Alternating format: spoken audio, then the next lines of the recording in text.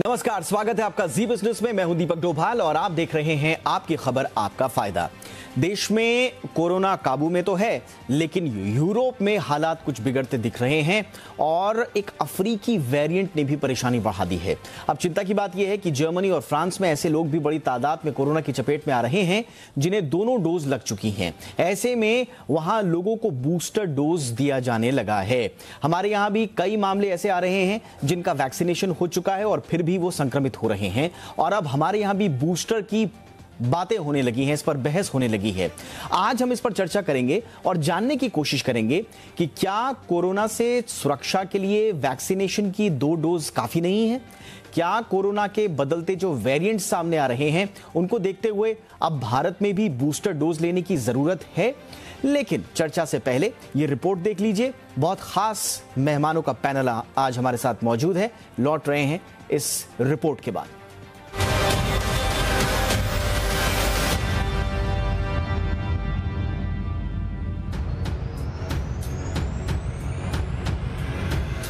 Corona control में दिख रहा है, तेजी से हो रहा वैक्सीनेशन इसकी बड़ी वजह है।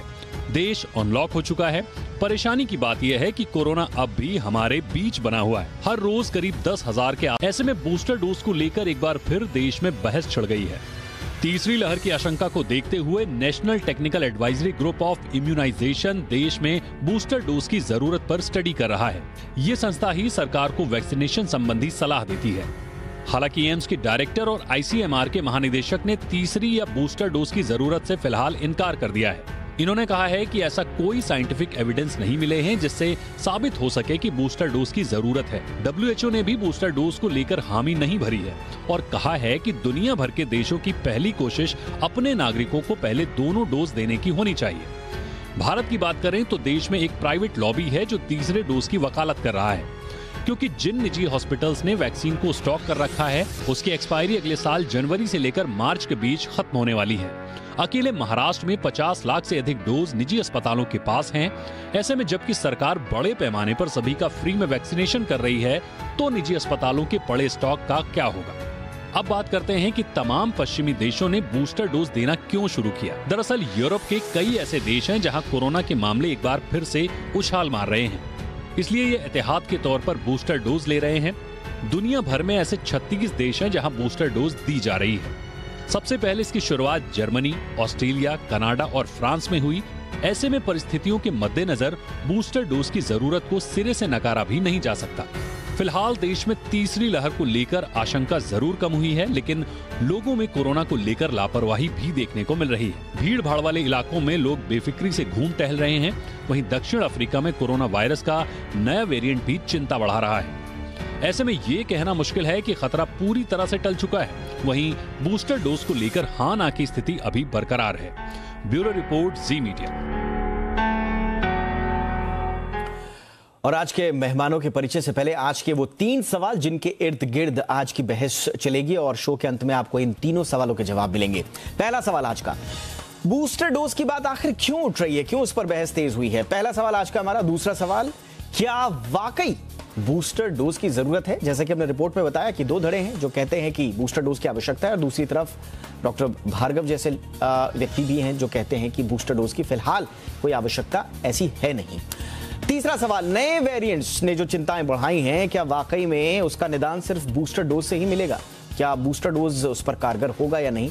इस पर करेंगे आज हम चर्चा। ये आज के हमारे 3 सवाल और अब मेहमानों का परिचय आपसे हम करवा देते हैं। आज हमारे साथ बेहद खास मेहमान जुड़ रहे हैं। हमारे साथ जुड़ रहे हैं डॉक्टर रमन गंगाखेडकर साहब, जो कि पूर्व हेड हैं आईसीएमआर के। डॉक्टर गंगाखेडकर, बहुत बहुत स्वागत है सर आपका। हमारे साथ है डॉक्टर संजय राय, रिसर्चर हैं कोवैक्सीन एम्स में। डॉक्टर राय, बहुत बहुत स्वागत है सर आपका हमारे शो पर। और हमारे साथ न्यूयॉर्क से जुड़ रहे हैं डॉक्टर धीरज कौल, रिसर्चर हैं कोविड-19 के। बहुत बहुत स्वागत है डॉक्टर कौल आपका हमारे शो पर। डॉक्टर रमन गंगाखेडकर, आपसे ही चर्चा की शुरुआत करना चाहूंगा और सीधा सवाल ये कि इस वक्त विशेषज्ञों की, जानकारों की राय 2 रूप पे बटी हुई है। कोई कहता है कि बूस्टर डोज अब आवश्यक है, कोई कहता है कि साइंटिफिक एविडेंस नहीं है फिलहाल कि बूस्टर डोज की वजह से ही आपको ज्यादा इम्यूनिटी स्ट्रांग मिलेगी या नहीं। आपकी नजर में फिलहाल क्या बूस्टर डोज आवश्यक है या नहीं? नहीं, इसके बारे में मैं मेरी खुद की पर्सनल राय बोलूंगा जी। एक चीज हमको समझना है कि जो नए इन्फेक्शंस बढ़ रहे हैं करके जो दावा है, उसमें या तो वो अनवैक्सीनेटेड लोगों में हॉस्पिटलाइजेशन हो रहा है, नए इन्फेक्शंस हो रहे हैं। दूसरे देशों की बात कर रहा हूँ जहां से आवाज उठ रही है। लेकिन जब हम ये सोचते हैं कि वैक्सीन लिए वाले लोगों में इन्फेक्शन तो होता है, क्योंकि हम सबको ये पता है कि ये वैक्सीन सीवियर कोविड डिसीज और मौत होने से रोकती है, लेकिन इन्फेक्शन होने से वो रोकने की उसकी उतनी ताकत नहीं है। तो इन्फेक्शन होते हैं, उसके बावजूद हमको ये भी दिखाई देता है कि उनमें इन्फेक्शन अगर हुआ तो हॉस्पिटलाइजेशन बढ़ नहीं रहा है, मौत होने का चांस भी बढ़ नहीं रहा है। अब उनके यहाँ ये संख्या क्यों ज्यादा दिख रही है? शायद ये इसलिए दिख रही है कि एक तो ये डेल्टा वेरिएंट है, उनके यहाँ पहले वैक्सीन दे चुके थे, डेल्टा वेरिएंट बाद में आया वाला है। दूसरी बात, लॉकडाउन या कोविड एप्रोप्रिएट बिहेवियर, ये दोनों का उतना असर ना अच्छे ढंग से या लोग मान नहीं रहे हैं, इसलिए वहां दिख रहा है। अब रहा सवाल, जो पहले जो रिकमेंडेशंस आए कि इस किस्म की जो तीसरी डोज देना है वो उन लोगों को दी जाए जिनकी उम्र बहुत ज्यादा है, और उम्र ज्यादा रहने से वैक्सीन नॉन रिस्पॉन्डर रहने का चांस ज्यादा रहेगा, या तो जो जिनके शरीर में प्रतिकार शक्ति कम है उन लोगों को देना चाहिए, क्योंकि उनकी प्रतिकार शक्ति, उनके शरीर में जो वैक्सीन देने के बाद में जो प्रतिकार शक्ति आना चाहिए वो शायद उतने अच्छे सिरे से आती नहीं है।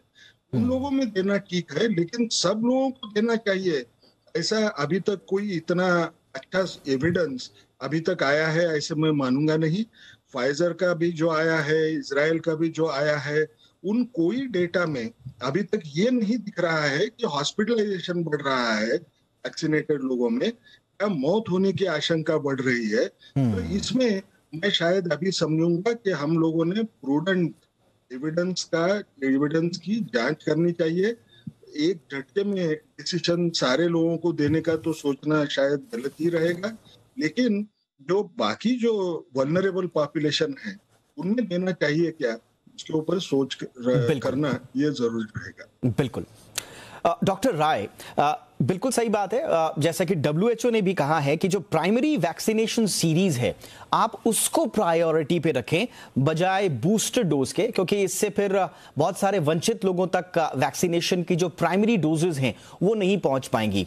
क्या भारत भी इसी सोच के साथ फिलहाल आगे बढ़ रहा है, और भारत में बूस्टर डोज को लेकर आपकी राय क्या है सर? ये बहुत ही इम्पोर्टेंट क्वेश्चन है, क्योंकि पूरी दुनिया में अभी हम ये बूस्टर डोज को डिस्कस कर रहे हैं। आपने बताया कि कई 20 से ज्यादा कंट्री जो है ऑलरेडी शुरू कर चुके हैं। इजराइल जो है 60 से ऊपर सारे पॉपुलेशन को दे चुका है, यूएस दे रहा है। चूंकि एपिडेमियोलॉजिस्ट भी हूँ तो मैं थोड़ी सी बिना डेटा को एनालाइज किए हुए जो है कोई कमेंट्स पास नहीं करना चाहता। बूस्टर डोज या कोई भी वैक्सीन देने का या तो बेनिफिट हो सकता है कि हमें जो है इन्फेक्शन में रोक रहा है या सिवियरिटी में रोक रहा है, डेथ कम हो रहा है। डेल्टा वेरिएंट आने के बाद पूरी दुनिया में अगर आप देखें तो इसमें डेल्टा वेरिएंट है 99.5% जो है डेल्टा वेरिएंट पूरी दुनिया में है लगभग। अल्फा जो है हल्का सा लेस देन 0.2% के आसपास है, और ये यूएस पूरा डेल्टा वेरिएंट है। यूके में भी 99% डेल्टा वेरिएंट है। सिंगापुर का भी देख लीजिए, ऑलमोस्ट 100% फुल्ली वैक्सीनेटेड लोग हैं। ठीक है, सो इन्फेक्शन को तो रोकने में कारगर नहीं है जिस तरीके से सिंगापुर में आपका वेव चल रहा है। इवन सिवियरिटी, डेल्टा में सिवियरिटी भी बहुत ही रोकने में कारगर ये वैक्सीन नहीं रहे हैं। अगर मैं ये देखना चाहूं कि सिंगापुर में जिस तरीके से अभी डेथ्स हो रही हैं, कई टाइम में 400% से लेके 1000% ज्यादा डेथ्स हो रही हैं पहले की तुलना में। तो इनको देखते हुए दुनिया के कई देशों में जिस तरीके से आ रहा है, हिंदुस्तान में जो है अभी वैक्सीनेशन नहीं भी हुआ था फिर भी क्यों कंट्रोल हो गया? प्रॉब्लम यह है कि हम नेचुरल इन्फेक्शन को वेटेज नहीं देते। दिल्ली का सीरो सर्वे बताता है कि 95% से ज्यादा लोगों को जो है ये हो गया था, इन्फेक्शन हो चुका है, पॉजिटिविटी। बच्चों में भी जो है मोर देन 90% है। जो सडन दिल्ली में केसेस कम हुए, हिंदुस्तान में कम हुए, एक सेकेंड वेव के समय एक बहुत ही बड़े पॉपुलेशन के हिस्से को हो गया था। इसलिए जो है अचानक जो है हमारा केसेस जो कम हो रहे थे और कम हो गए और सस्टेन्ड है। कई प्रेडिक्शन आए आपके चैनल पे, मैं 4 महीने पहले भी आया था कि डेटा को देख के नहीं लगता कि कोई सेकंड वेव, थर्ड वेव जो है इतनी बड़ी आने वाली है, क्योंकि शायद हम इग्नोर कर रहे हैं इसकी वेटेज को, नेचुरल इन्फेक्शन की कितना अच्छा प्रोटेक्शन दे रहा है। इतने पब्लिकेशंस आ गए हैं तो हमें देना चाहिए।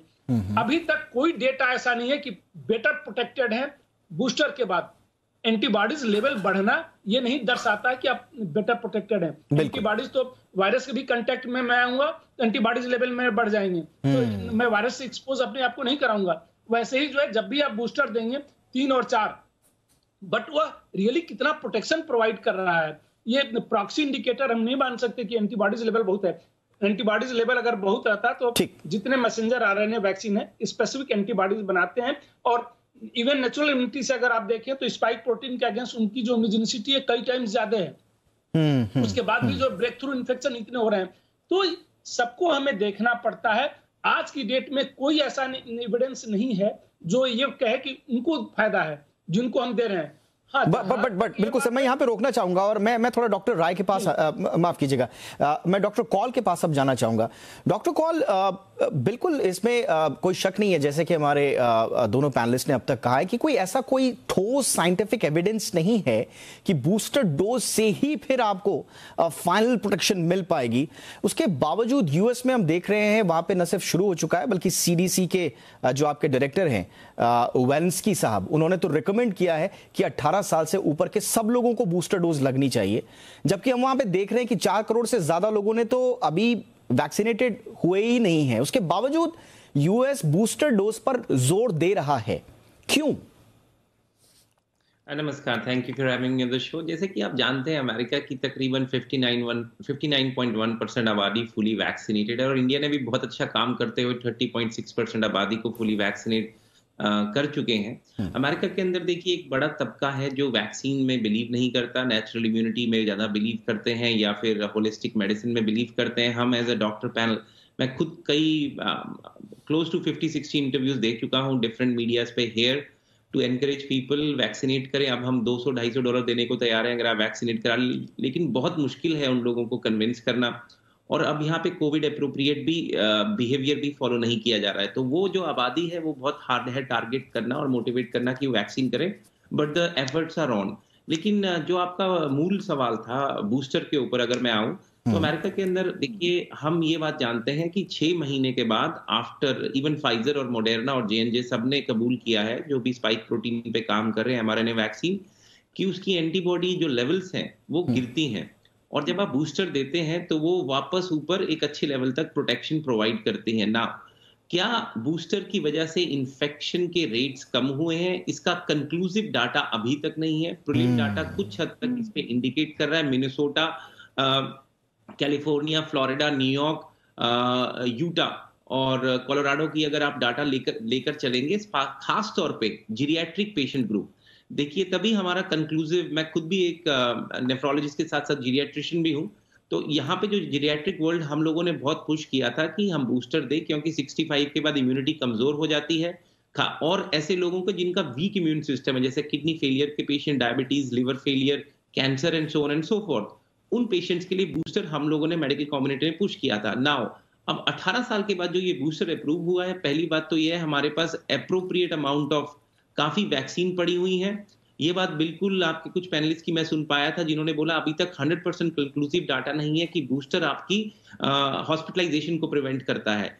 इन्फेक्शन और हॉस्पिटलाइजेशन के बीच के डिफरेंस को समझना बहुत जरूरी है। इन्फेक्शन आपको लग सकता है अगर आप वैक्सीनेटेड हैं और मास्क नहीं डाल रहे हैं, कोविड एप्रोप्रिएट बिहेवियर नहीं कर रहे हैं, लेकिन क्या आप हॉस्पिटलाइज होंगे, क्या आप आईसीयू पहुंचेंगे, या क्या आप मोर्टेलिटी आएगी, उसका कंक्लूसिव डाटा बूस्टर का अभी हमारे पास कंक्लूसिवली अवेलेबल, बिल्कुल सही बात है, नहीं है। लेकिन अगर आप सिर्फ एंटीबॉडी टाइटर्स के ऊपर जाइए तो क्लियर कट दिखा रहा है, क्योंकि हम एज्यूम कर रहे हैं कि एंटीबॉडी पूरा प्रोटेक्शन देगा, और इवन टी सेल जो कि non antibody mediated immune system होता है, उसके अंदर भी काफी तेजी से इंप्रूवमेंट दिखती है जब बूस्टर आता है। इसीलिए हम लोग मेडिकल कम्युनिटी के लोग यहाँ एज्यूम कर रहे हैं। लेकिन डेफिनेटली जो लोग जीरियाट्रिक पेशेंट ग्रुप के हैं, 65 से ऊपर है, वीक इम्यून सिस्टम जैसे मैंने गिनाया, उनको बूस्टर के फायदे होने चाहिए। डॉक्टर रमन गंगाखेडकर, B11529 को लेकर जिस तरह से अब चिंताएं बढ़ रही हैं, क्या इस तरह के वेरिएंट्स की आमद जिसकी आशंका आगे भी होगी, विचार करना चाहिए बूस्टर डोज पर? नहीं, वो तो उल्टा मेरे हिसाब से एक जो नया जो वेरिएंट आया है साउथ अफ्रीका में का, वो हमको एक चीज सिखा रहा है कि उसका अगर जेनेटिक स्ट्रक्चर अगर देखें तो उसमें ये एस्केप म्यूटेंट रहेगा, और एस्केप म्यूटेंट अगर बनता है तो जो पुराने वैक्सीन हम जो वुहान के विषाणु के ऊपर बनाए थे, उन विषाणुओं के ऊपर की वैक्सीन शायद काम नहीं करेगी। ये डर सब तरफ है। तो इसका दूसरा मायना क्या हुआ, अगर मैं अभी अगर लोगों को बूस्टर डोज दूं जो पुराने वायरस के ऊपर आधारित था, तो मैं उल्टा उसको प्रोटेक्ट करने का जो हिसाब है मुझे वो बूस्टर देने के बाद, उसमें कामयाब नहीं हो जाऊंगा। तो इसके लिए हमको थोड़ी देर रुकना पड़ेगा, क्योंकि जो नया डेटा आता है उसको गौर से देखना चाहिए और फिर ही ये डिसीजन लेना चाहिए कि बूस्टर देना चाहिए, नहीं देना चाहिए। बिल्कुल, आपने ये सही कहा कि पहले थोड़ा सा वेट करना पड़ेगा, रिसर्च करनी पड़ेगी। डॉक्टर राय, टारगेटेड बूस्टर डोज की क्या हम सोच सकते हैं फिलहाल प्रैक्टिकल होगा, या इसमें भी हम थोड़ा जल्दबाजी कर रहे हैं? देखिए, मैं डॉक्टर गंगा खेडकर से 100% सहमत हूं। जो मैंने पहले कहा था कि ये स्पेसिफिक एंटीबॉडीज बना रही है, मैं वही कह रहा था। जो न्यू वेरिएंट आ रहे हैं, इतने ज्यादा चेंजेस हो गए हैं और इसीलिए वो सीवियरिटी पे इम्पैक्ट नहीं डाल रहे हैं कि वैक्सीन सिर्फ लगाना इसलिए लगा दें कि एंटीबॉडीज बना, तो एंटीबॉडीज तो बढ़ता रहेगा, वो किसी भी एंटीजन से बढ़ता रहेगा। इसका मतलब ये नहीं कि आपका प्रोटेक्शन है। अगर कंप्लीट न्यू वायरस हो गया, दूसरे वायरस के अगेंस्ट, दूसरे स्ट्रेन के अगेंस्ट एंटीबॉडीज है, उससे प्रोटेक्शन नहीं दे रहा है। और ये प्रूफ हो चुका है ऑलमोस्ट। जो डेटा देख के, पूरी दुनिया का डेटा देख के लगता है, किसी भी कंट्री को ले लीजिए, डेल्टा वेरिएंट आने के बाद वही दर्शाता है।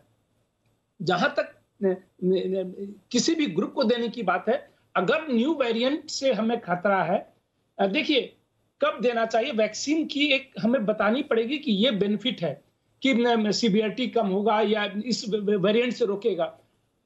जहां हिंदुस्तान को अगर देखें तो एक अच्छे खासे पॉपुलेशन को नेचुरल इन्फेक्शन हो गया था, जो ये है कि लंबे समय तक प्रोटेक्शन दे रहा है। आज तक जो हम रुके हुए हैं, 25-30% हमारा दोनों डोज वैक्सीन का लग चुका है। जब 5% था तो भी हमारा ग्राफ नीचे की तरफ जा रहा था, क्योंकि इतनी तेजी से फैला था कि हम रोक नहीं पाए थे। सेकेंड वेव में हम लोग कहते थे जल्दी जल्दी वैक्सीन लगाया जाए। तो इसलिए तो अभी जो है कोई एविडेंस ये नहीं कहता कि उनको बेनिफिट होने वाला है जिनको वैक्सीन देंगे। हाँ, बेनिफिट मिलेगा जो वैक्सीन बनाने वाले हैं, इन लोगों को, उनके एजेंट्स को, इनको जरूर मिलेगा। अभी बिल्कुल, हमने अपनी रिपोर्ट में कहा भी था कि इस बात पर जो तवज्जो देने वाले हैं वो खास तरह की एक तरह की लॉबी भी है जो इस पर तवज्जो चाहती है सरकार का। बहरहाल अब ये तो सरकार को ही डिसाइड करना। लेकिन डॉक्टर कौल, एक इंपॉर्टेंट चीज जो आई, मैं संक्षेप में आपसे जानना चाहूंगा, नेचुरल इम्यूनिटी जो मिली है वर्सेस वैक्सीनेशन वाली इम्यूनिटी, एंड अगेन फिर उसमें वर्सेस बूस्टर वाली इम्यूनिटी, बेस्ट कौन सी इम्यूनिटी सो फार आपके समझ में आ रही है पूरी दुनिया के एग्जांपल्स लेते हुए? देखिए, अगर आप मेडिकल जर्नल्स का डाटा देखेंगे, आज से 4 महीने पहले काफी स्टडीज पब्लिश हो चुकी हैं जो दिखा रही हैं कि वैक्सीनेशन के बाद जो इम्यूनिटी आती है, और स्पेसिफिकली बूस्टर के बाद, अभी एक लेटेस्ट स्टडी है जो पीयर रिव्यू के लिए आई है और हमारे कुछ मित्रों ने हमारे साथ डाटा शेयर किया है, वो दिखा रही है कि बूस्टर के बाद, थर्ड डोज के बाद vaccine immunity is way superior. लेकिन और कई जगह से अराउंड 2.5 months अगो और 3.5 महीने पहले यूरोप से कई स्टडीज आ चुकी हैं, इवन अफ्रीका से आई हैं, जो दिखा रही है नेचुरल इम्यूनिटी तकरीबन 14 महीने तक लास्ट कर रही है और वैक्सीनेशन की इम्यूनिटी 6 months तक लास्ट कर रही है ऑप्टिमल। तो दोनों स्टडीज के अंदर डिफरेंस है। लेकिन एक बात जरूर है कि अगर आप वायरस के थ्रू गुजरे हैं, जैसे कुछ देर पहले डॉक्टर साहब बता रहे थे, तो पूरे वायरस की इंफॉर्मेशन आपकी बॉडी को मिलती है, उसके खिलाफ एंटीबॉडीज बनती है as compare to spike protein. और ये इसलिए जरूरी है क्योंकि जो नए वेरिएंट्स आ रहे हैं वो स्पाइक प्रोटीन को काफी मॉडिफाई कर चुके हैं। अगर हम B-1.529 वेरिएंट की बात करें, जो न्यू वेरिएंट है, जो कि इस टाइम वेरिएंट ऑफ कंसर्न की तरफ बड़ी तेजी से बढ़ रहा है, 30 म्यूटेशन है स्पाइक प्रोटीन पे, और अफ्रीका में वो तेजी से फैला है, साउथ अफ्रीका में, बोस्टवाना में, लेस्टोन, नामीबिया में, और अब यूके ने उस पर फ्लाइट रिस्ट्रिक्शन लगा दी और EU भी उस दिशा में बढ़ रहा है, क्योंकि देखने में आ रहा है कि वो काफी और ज्यादा डेल्टा से कंटेजियस है। और शायद मोस्ट लाइकली, अभी कंक्लूसिव डाटा नहीं है, शायद उसके आउटकम्स की भी डेल्टा से वर्स हो। और सबसे कंसर्निंग बात है जिसको हम वैक्सीन एस्केप बोलते हैं, मतलब अगर आपको mRNA वैक्सीन लगी हुई है तो 40% ही प्रोटेक्शन देने की कुछ प्रिलिमिनरी डाटा हमारे पास ये तो फिर हम घूम फिर के ये वायरस इतना घुमा रहा है पूरी दुनिया को, जैसा कि रमन गंगाखेडकर कह रहे थे कि ये जो नया वायरस है B11529, इसके बाद तो हमें दोबारा से सोचना चाहिए कि हमें क्या अब वैक्सीन में ही तब्दीलियां लानी पड़ेंगी बजाय बूस्टर डोज की सोचने के। तो ये बड़ी ट्रिकी सिचुएशन है। अब देखते हैं इसमें हमारी जो साइंटिफिक कम्युनिटी है, जो हमारे डॉक्टर्स की कम्युनिटी है, पहले भी उन्होंने इस संकट से हमको निकाला है और आगे भी आने वाले संकट से यही लोग निकालेंगे। तो इन लोगों के किस तरह के रिसर्चेस सामने आते हैं वो देखने वाली बात होगी। बहरहाल बहुत बहुत शुक्रिया डॉक्टर गंगाखेडकर, आपने वक्त निकाला, thank you sir. Doctor Rai, thank you so much sir. Doctor Kaul, आपका भी बहुत बहुत शुक्रिया। इसी के साथ आपकी खबर आपका फायदा में इतना ही। इजाजत दें और देखते रहिए जी बिजनेस। नमस्कार।